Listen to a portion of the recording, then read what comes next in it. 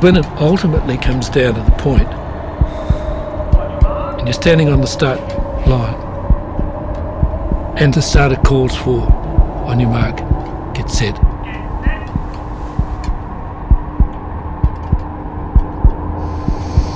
Who have you got to help you? Only yourself. You're alone.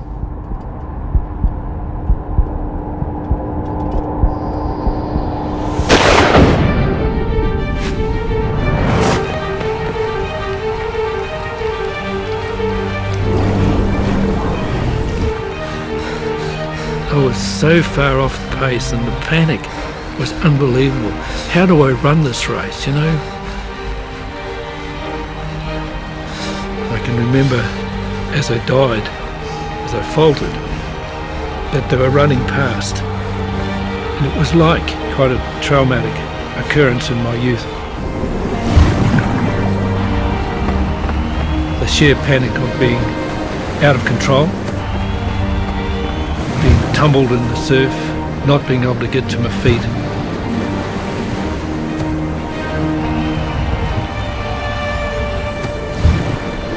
And struggling to even survive. I was powerless to do anything about it. And they just streamed past me.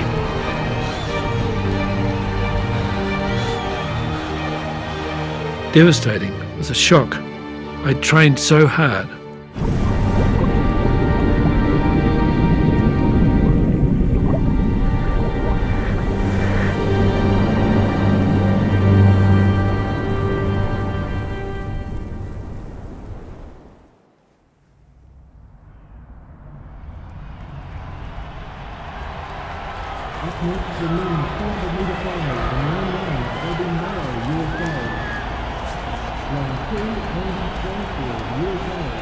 You know, I wouldn't say he was a crying type, but he had a lot to cry over. It was a pretty devastating race.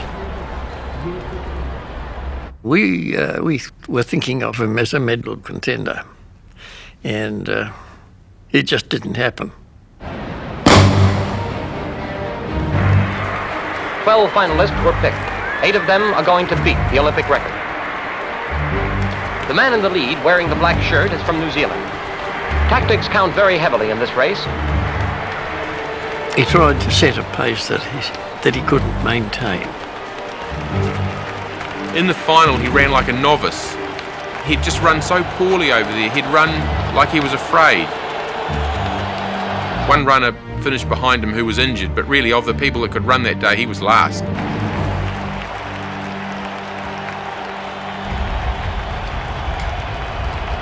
People were saying, you know, he let the country down. He didn't live up to his reputation. He was with a short, sharp career. He's finished.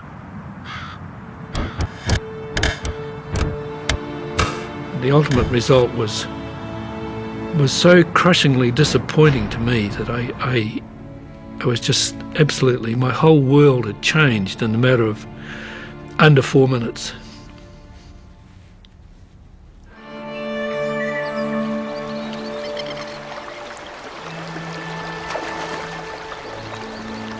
We were taken from Melbourne back through Christchurch home. I decided that I'd stay in the South Island before returning to Auckland,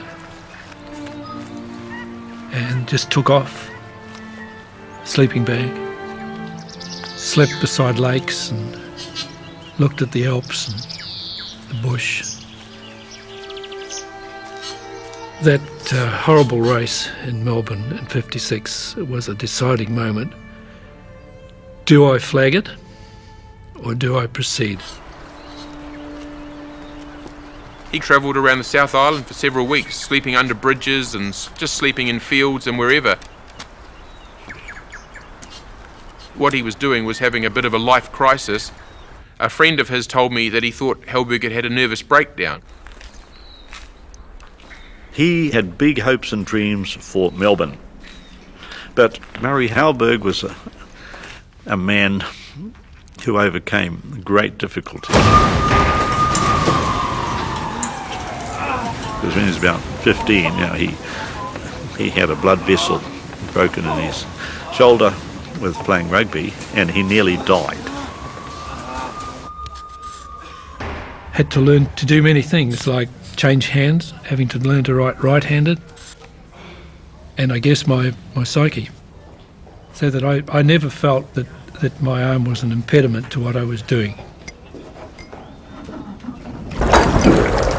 The rugby accident meant that I couldn't play contact sport anymore, so that my concentration and my full attention turned to running.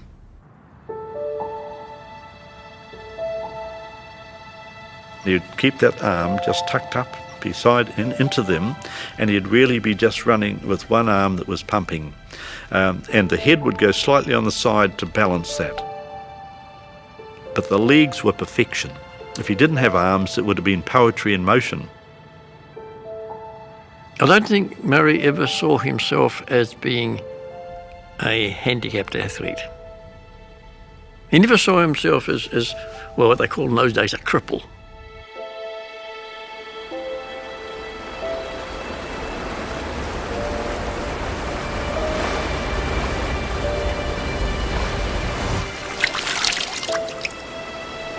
After the catharsis, if you like, in Melbourne, the cleanness of the air was refreshing and very, very remedial for me. It was just a time to get the mind focused, if you like. Somewhere deep within me was the factor that I knew I could do better. And made the decision that, I was going to return to the Olympic arena. Not just as a competitor, more than that.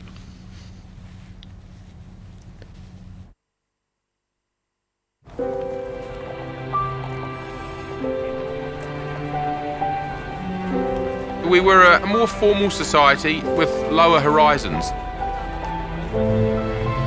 The world was such a big place and New Zealand was a long way away. Not many people had left New Zealand.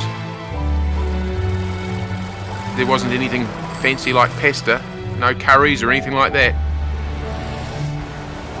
TV hadn't arrived, and so you didn't know a lot about what was going on in the rest of the world. There was a certain mystique about overseas sportsmen. They would be treated like gods because they were from overseas. You've got to realise how different the world was then. We're emerging, if you like, from sort of very traditional ways of doing things.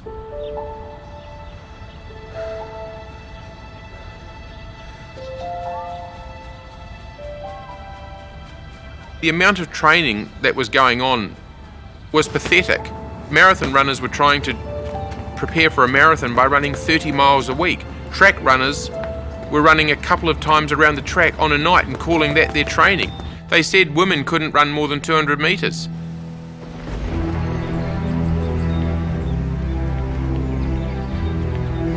I think Arthur Lydiard, in this respect, was ahead of his time. Lydiard didn't accepted practice. He looked at each thing and thought, well, this is stupid. And just because people had always done it that way didn't mean he was going to do it that way. I knew I needed to talk to Lydiard. Lydiard's approach was revolutionary. He was developing these theories and was about to change sport dramatically. The fact that people warned me against running with Lydiard made things, I guess, more of a challenge. The general reaction was that Arthur was quite mad. That what he was doing was quite mad.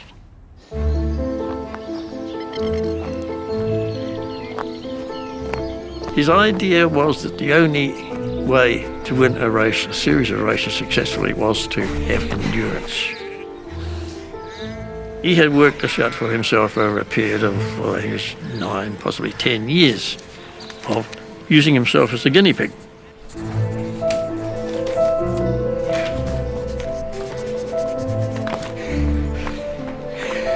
Sometimes he was running a marathon before breakfast and another 15 miles in the evening. Waking up the next morning, running another marathon. I think he did run that risk of really destroying himself somewhat. Muscular breakdown, skeletal breakdown to get the Lydiard system. I suggested he became an addict.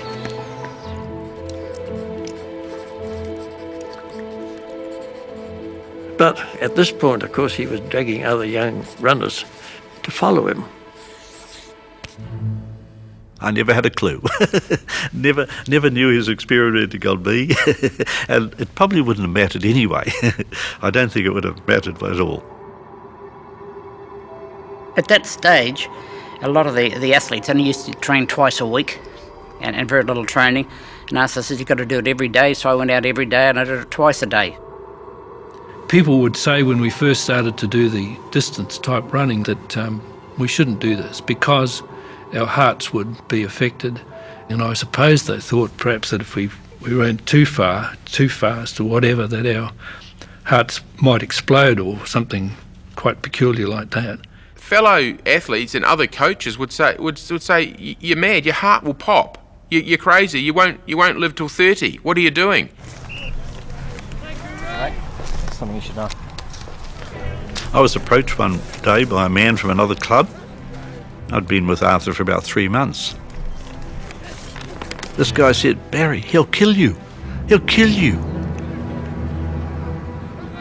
Certainly all of these ideas as a younger person, first running with Lydiard, had been put in my mind. And whilst I wasn't too aware of them, I thought, well, I would like to remove that doubt from my psyche, if you like. So I devised a plan.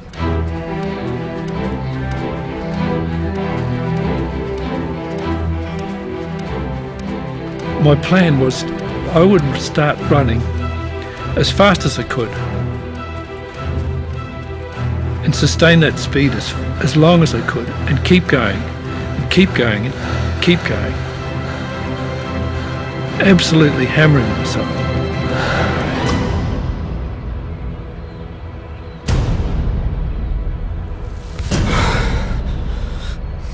I don't know how many I was able to do like this, but I know that I finished up on my hands and knees. I finished up absolutely removing that doubt. No matter how hard I tried, no matter how hard the opposition was, that whatever I did, I would survive. I could not kill myself. I certainly wasn't, Charles Atlas of the world or Arnold Schwarzenegger when it came to the early days. I think we were pretty all weak, small-looking individuals, actually. At school, I was smallest in the class, picked on by the class bully, not picked for teams, absolutely achieved nothing. But I just loved to run. I had the interest there. I used to run around and do things, but I wasn't any good. I entered in all the events and didn't ever make the inter-secondary school sports. I wasn't a good runner, really. I just had the ability to hang on, I suppose. But I certainly wasn't fast. Arthur was like a father to me. He was great. I lost my father when I was 16 years old, and I guess that he just seemed to take it over. Yeah, I did have a few problems with my dad, and it took me a long time to sort of forgive and forget. Dad never put his arm around you or gave you a hug or anything like that. And I don't think Dad ever saw me run a race. But virtually the month that my father died, I was introduced to Lydiard. I must say, and it's quite true, that my parents, they were really not too interested in what I did as a young man. But here was a man who was prepared to help, prepared to have faith in me. His attitude was quite simple. You either do it as I say, or you don't. Don't waste my time.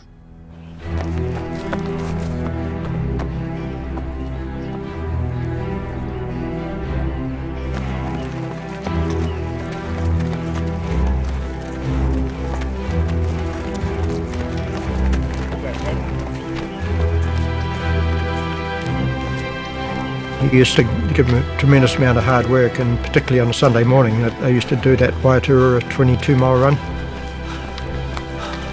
I was still amazed how those guys could get over that, up that hill. It was very, very steep and very gut-wrenching. Waiaturua was our first real challenging test of being a Lydiard disciple. 35k with lots and lots and lots of hills in it. On the way home, your legs and throbbed and ached, and you sat down and you just you just cried almost through the pain, but you wouldn't give in. It was a bit like religion, wasn't it? You had to be a bit of a believer. You had to want to be inspired. These athletes were putting in hours of training. They wanted to believe that this was the right thing to do, and he was quite a charismatic person and instilled in that belief. We've started to follow him as a guru, if you like. Someone to believe in and to have faith in. If he said it, I believed it.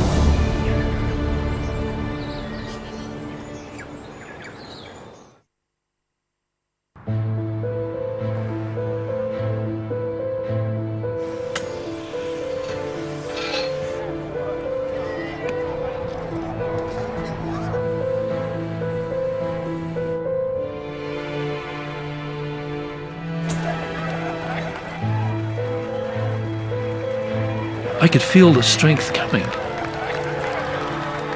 It didn't get harder, it got easier.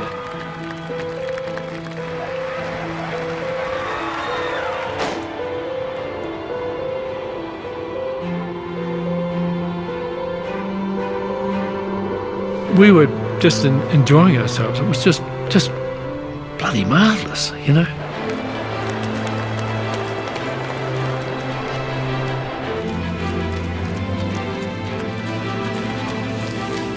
Success bred you. You win a club title, then you win an Auckland title, then you win a national title, and then it goes on from there. We weren't talking about being an Auckland champion, New Zealand champion. Lydiard was talking to you about being a world champion. They used to run the Waiaturua on Sunday morning, then gather around Arthur's table for a cup of tea and work out who was going to win what race in the Auckland champs and the, you know, Halberg, you take the 15, Bailey, you take the 5, McGee, you do the 10. You can do it. 800 metres. And it was all done around Arthur's table, which was one of the most influential athletics offices in New Zealand at the time. I was told this fellow called Lydiard seemed to be doing rather strange things with these runners. Like overtraining them, for instance. He was slowly killing them all. I mean, he was so damn convincing that they just followed him. Some said that he sort of was leading them to their own destruction. But when we looked at the records, we found he wasn't really, because he was picking up the championships all through the country. And when they set out to win a race, they were doing it. And that's what got me interested. I was a journalist, sports department of the Auckland Star, covering rugby, of course, and athletics. And I went back and I said, you know, this man might be worth following.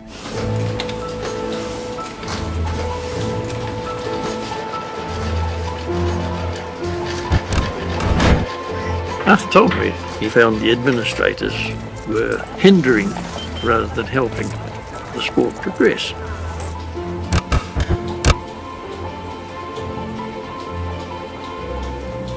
He wasn't exactly tactful about his thoughts on these people. If something was stupid or foolish, he would tell the press that they were stupid and foolish. And not many people in high places like to be told they're stupid and foolish. I think these officials came out of background. It was mainly business. They were accountants. They were CEOs. And they possibly had done a little high school athletics or something like that.